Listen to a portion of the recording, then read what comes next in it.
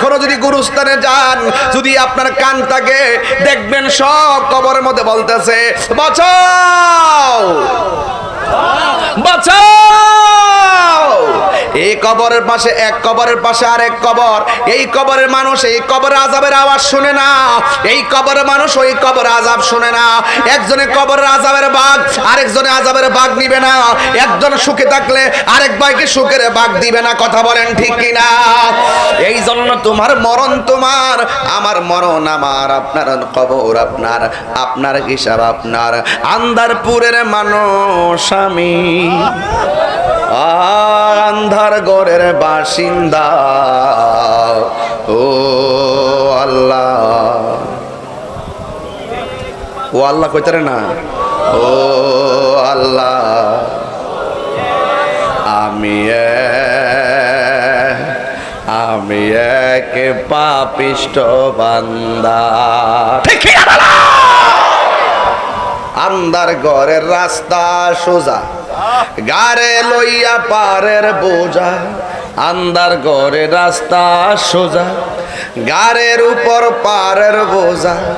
আল্লাহ রাসূল মুর্শিদি বোঝা, এই তাহিরির দান্দা গো। ও আল্লাহ,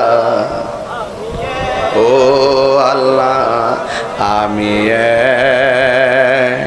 পাপিষ্ঠ বান্দা। আন্ধারপুরের মানুষ আমি, আন্ধারপুরের মানুষ আমি, আর আন্ধার ঘরের বাসিন্দা। ও আল্লাহ আমি পাপিষ্ঠ বান্দা।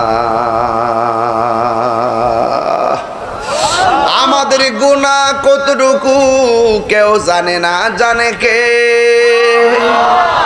আমাদের হিসাব গ্রহণ করবে কে?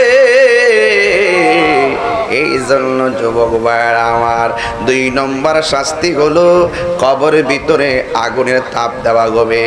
দুনিয়ার আগুনটা যত গরম, এর চাইতে 70 গুণ গজ গরম দেওয়া হবে কবরের ভিতরে। বাড়িতে আগুন লাগলে ফায়ার সার্ভিস এসে আগুন নিভায়, কিন্তু কবরের আগুন দুনিয়ার ফায়ার সার্ভিসে নিভাইবার সুযোগ নাই।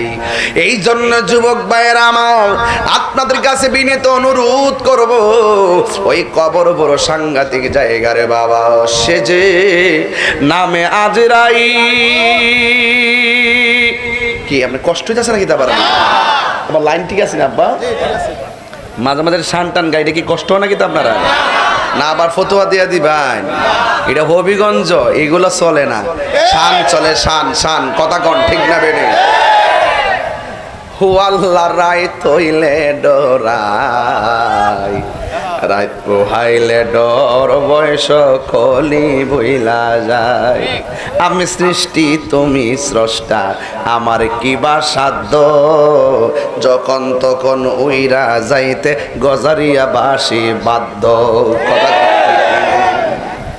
চেয়ারম্যান সাহেব যদি ক আজরাইল আইসো ভালো কথা, আমার তো একটা রাস্তা বাকি আছে, সামনের বছর আয়ো, রাস্তাটা কইরা লই, এইরকম কোনো সুযোগ সুবিধা আসেনি বাজার?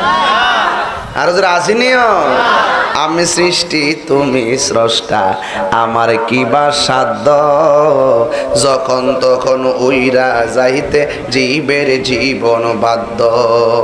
সক্ষমতার প্রতিপাদ্য হর হামেশা গায়, আল্লাহ রাই তৈলে ডরাই, রাত পোহাইলে ডর বয়স কলি বইলা যায়। ঠিক কিনা রে বাবা?